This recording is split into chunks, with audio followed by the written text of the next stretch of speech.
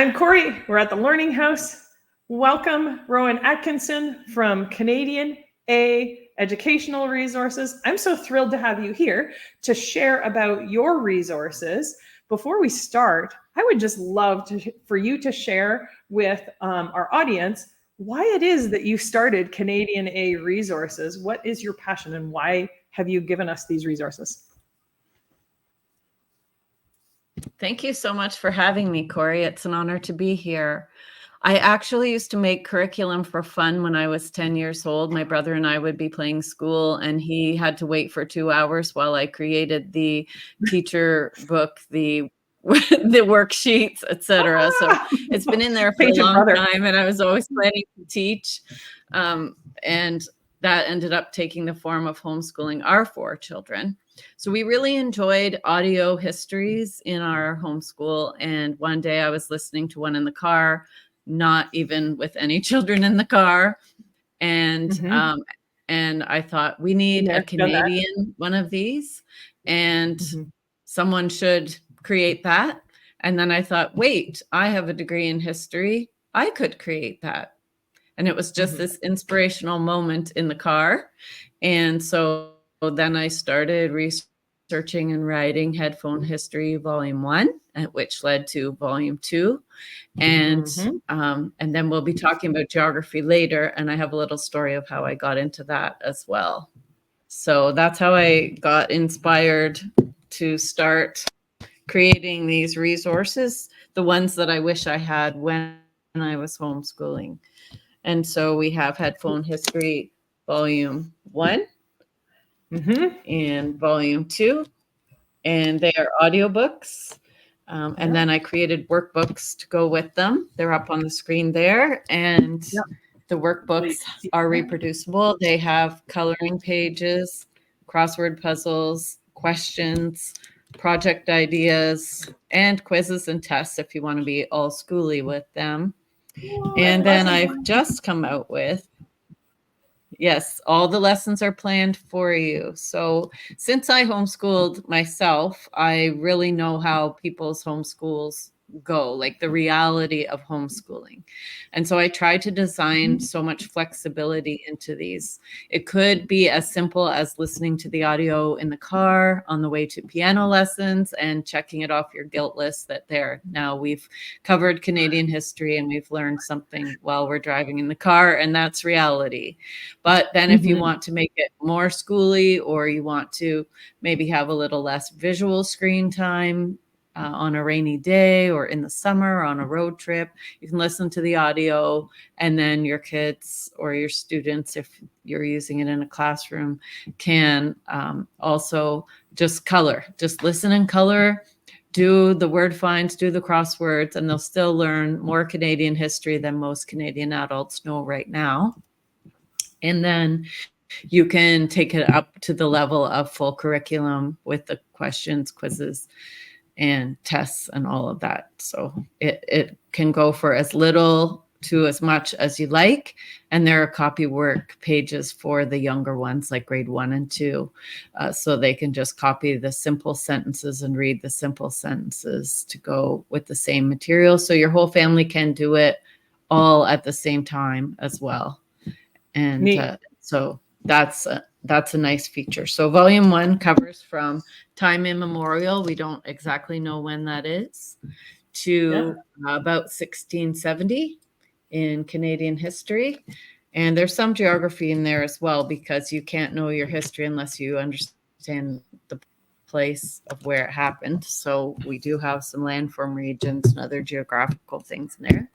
And then Volume 2 covers from about 1670 to 1885, so Confederation. So that will take you. So the first volume, if you care about provincial guidelines, is grades 3 to 6, and the second volume is grades 6 to 8. So in total, with Volume 1 and 2, you have your entire elementary Canadian history, and you'll be well prepared to understand your high school history, because you understand why Quebec has special language rights and why, this or that. It will all make sense once you understand the history. Excellent. So that's headphone history. So and then covering we all just of hot off the elementary. press, like in the last week, Yes.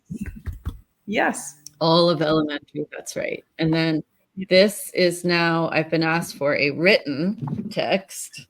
And I'm flipping And through this sorry, I because I just was never so know which excited way at all that you camera. have in there. Yes. Let me tell us about it, and I'll flip through while you do.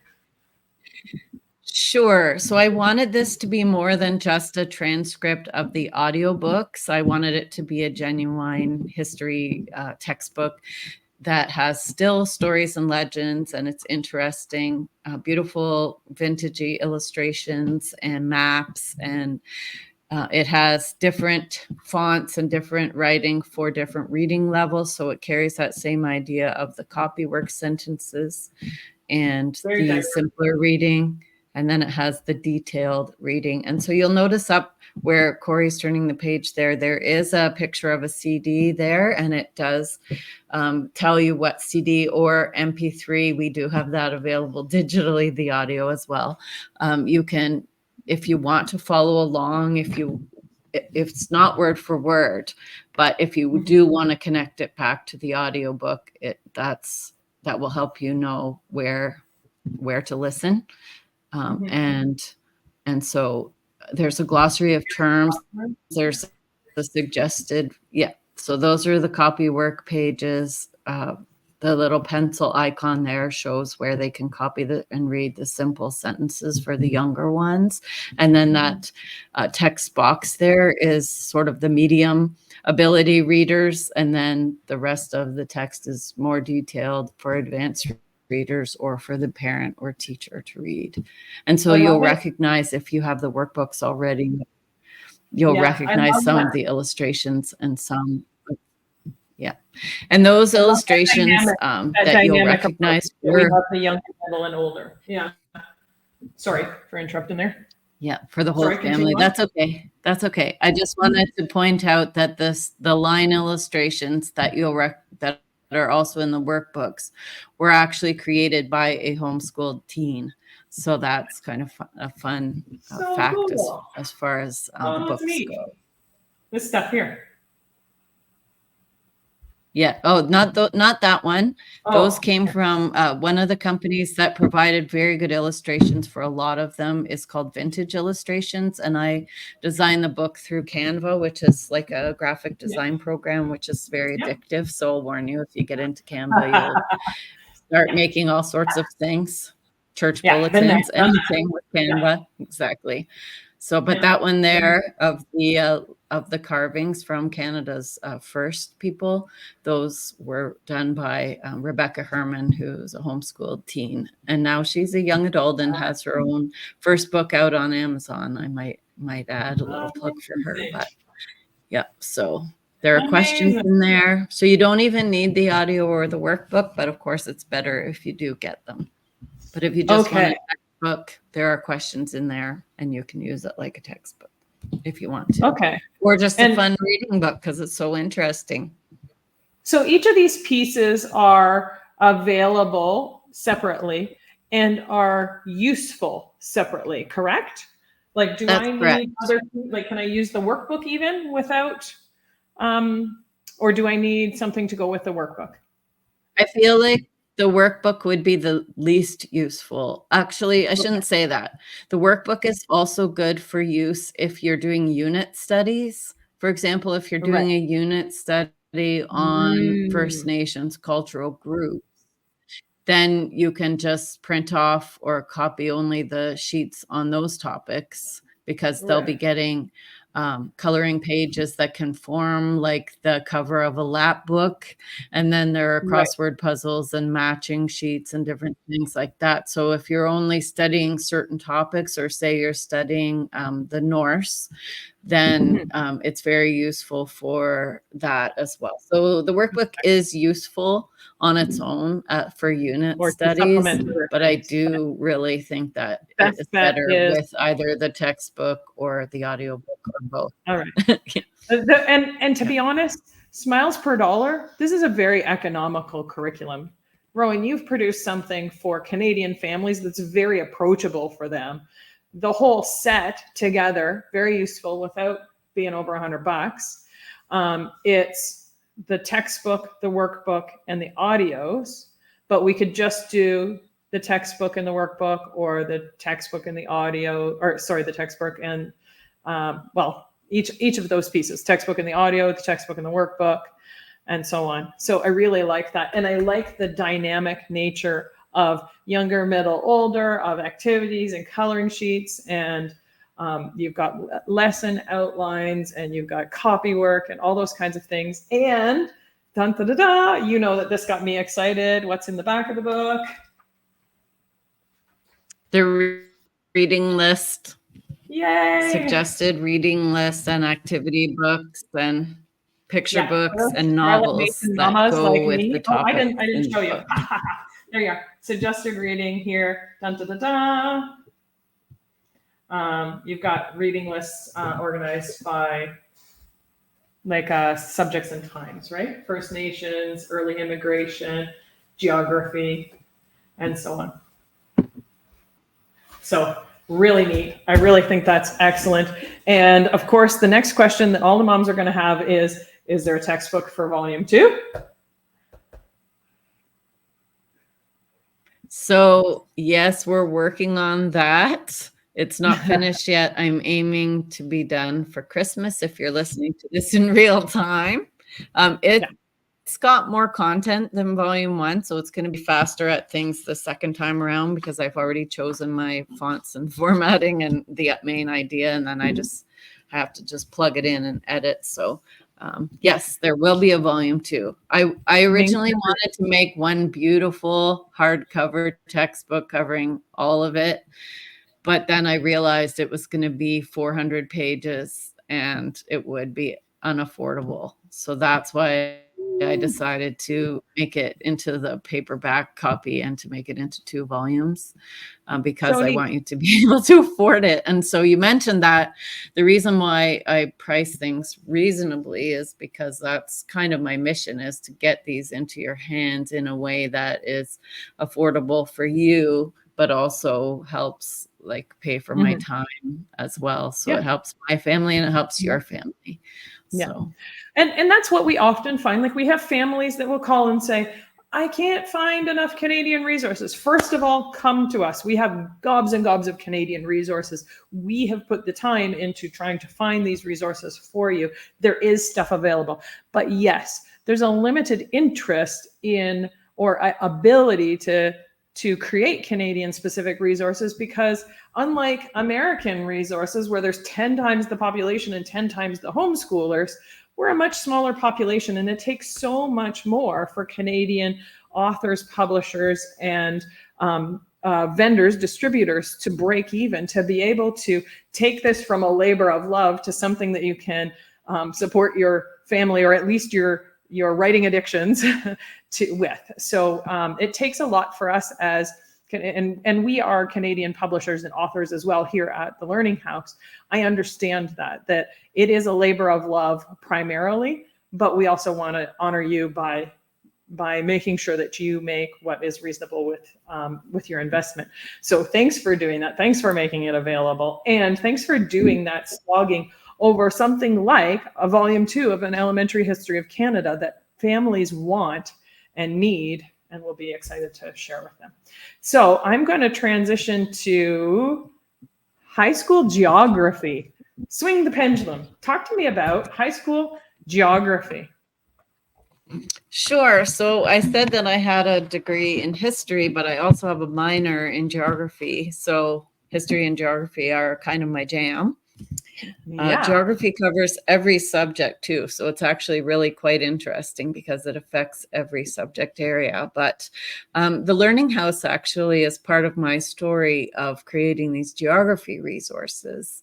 I was at, I think, my first homeschool conference with my headphone history, and I had my new shiny banner and everything, trying to be professional with my new product. And so Louise House came over and we had a talk, and she was interested in headphone history, and I really appreciated her support, and as I do your support now. And she said, what we really need is high school geography. That's what we need. So I said, I will get right on that.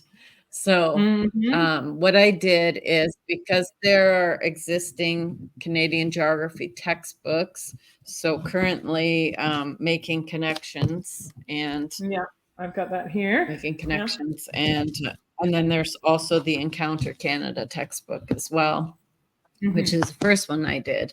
So what I did, and this is something I did as a homeschooler, I would often take a textbook and then try, turn it into a course for my kids to do, because I didn't want to only just throw the textbook at them and say, here, do it, which sometimes happens to homeschool high schoolers because the parents are busy teaching the younger children with a lot of the things that they need more attention on. And so I created an internet video link course. So the workbooks take the textbook and turn it into a course. And I followed the credit hour requirements for Ontario, and I think that's comparable for all the provinces. And that making connections is actually used in high schools currently. Yeah. And so I created a course. So all the lessons are planned out for the parent and the student to be able to follow along. They're all planned out. The questions are in the workbook. There's an online page that has video links. So you just open that up with your password that you're given, and then you can watch the video for that lesson. And it's a lot more engaging than just having a textbook, because and it also is less time consuming to try to find videos online to go with it, because I've already done all the work of that for you and planned out all the lessons for you. So we get pretty good feedback from students. Yeah. Yeah. I have to say, for me, this is the awesome sauce of a high school course. I need something where my kids can follow day by day. Lessons 101 or 102, 103. This is the topic. Here's what you're doing. That just makes it so approachable for a student that we're trying to teach to be independent, but they can't just wing it. Like, they need to be able to have structure to their courses. It makes all the difference in the world to have that structure there. Sorry, I just had to be the mom there for a second. Continue. Tell me about this course. No, I appreciate it. And we get good feedback from the students that then, and they also like having the videos because it's very interesting. And sometimes, especially if you're an auditory learner, for example, you're going to enjoy hearing, a video, an instructor explaining something more than you're going to necessarily enjoy just reading a textbook, reading a textbook. So it's a lot more engaging. Nice to have that dynamic. And there's a place to record the marks for all the tests. Yeah. And there's an answer key, and there's a little picture of a TV every time you're supposed to look at a video. So you know that, okay, I need to go and watch this video now. And so, and I put a lot of geography concepts into the course. So you'll have a very good foundation for anything you do geography related after doing that course. Yeah. It's not easy. It's not easy. Like, it's a rigorous course, but it's a good I've had my kids do this. This is not a makes it more interesting instead of reading a textbook. No, it's not. I never dumb things down. I don't dumb down Canadian history either.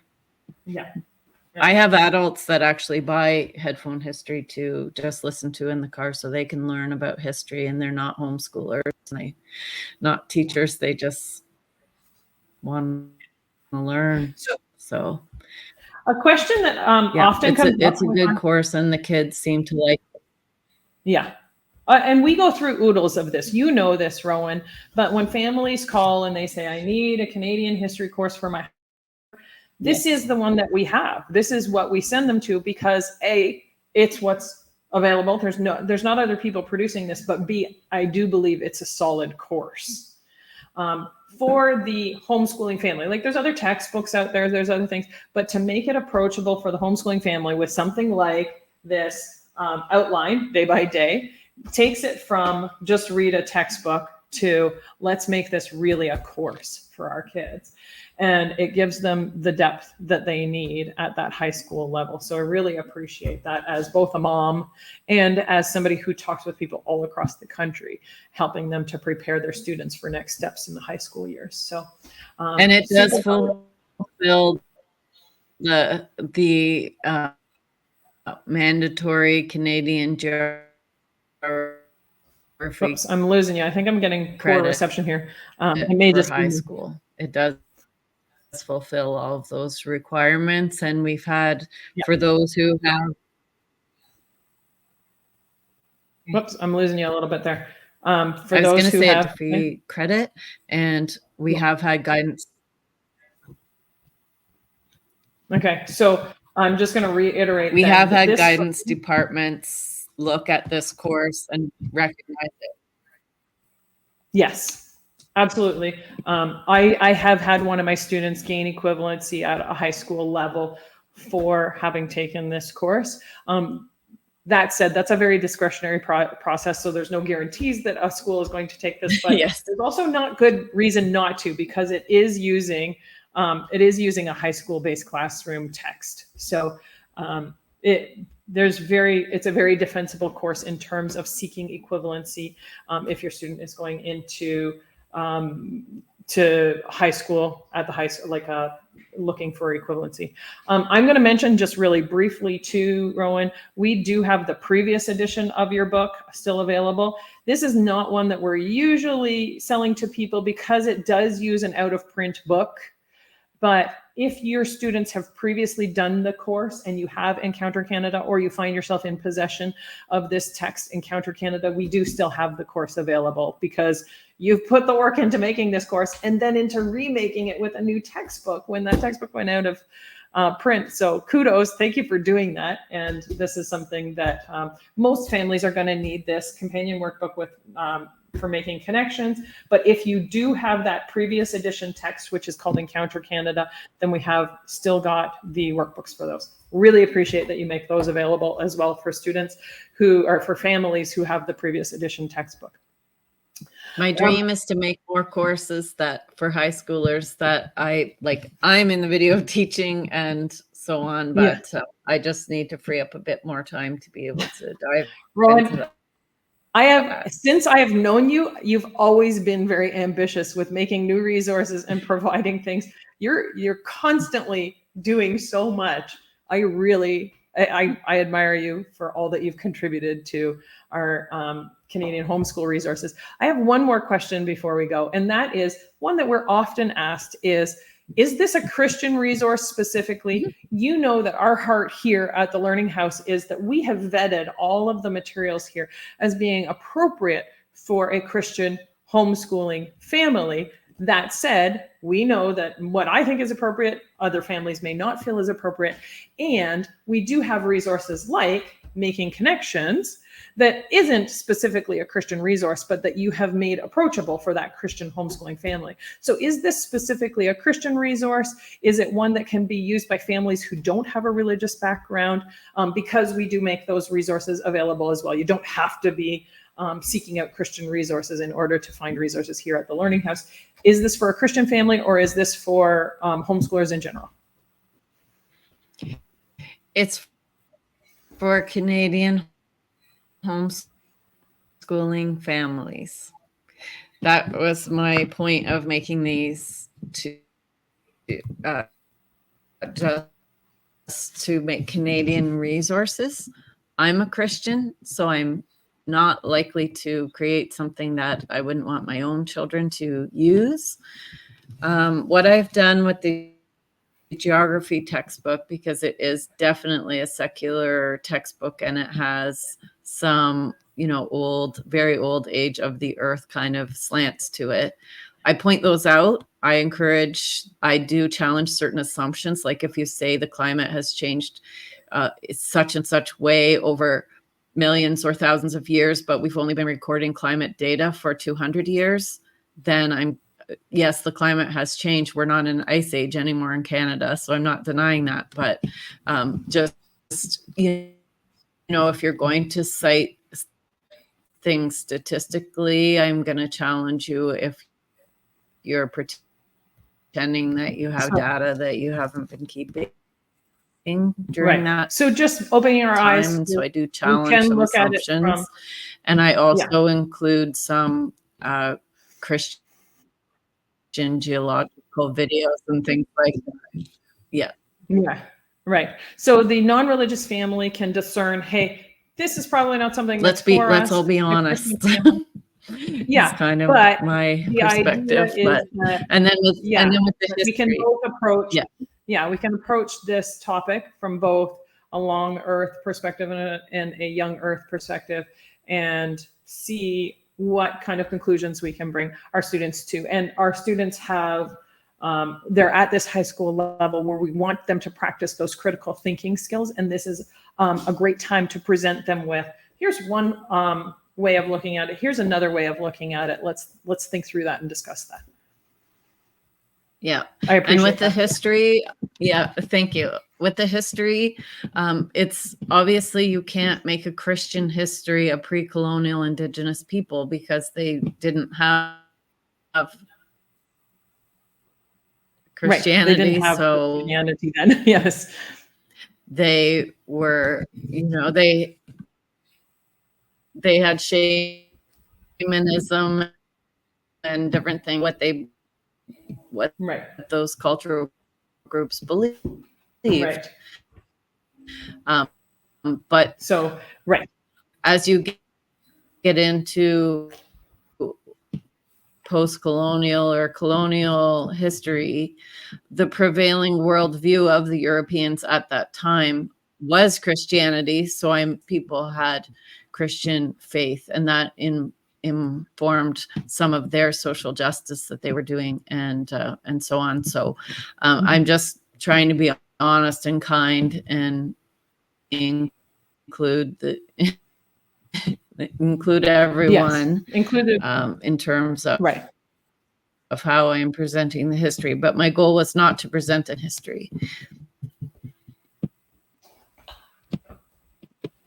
So it's not being overlaid with that Christian framework, but as Christians, here's us approaching a topic in history that was before Christianity had spoken to these people, and what did life look like before that. So appreciate that. I really appreciate that, Rowan. Do you have anything you would like to, as we finish up here, any parting words, any last thoughts you want to share with families about your resources? Necessarily. Sorry, I lost you there. Can you say again?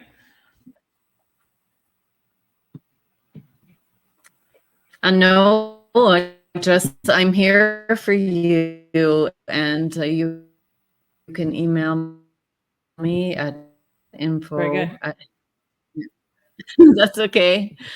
That I'm here for you and trying to create Canadian resources because I know there's a need. There are way more now than ever before, but I'm just trying to create resources that will help you and take it off your guilt list that you have covered Canadian history. Excellent. And geography. Thank you. Yes. Thank you for covering these for us, Rowan. I really appreciate your investment in the Canadian homeschool community.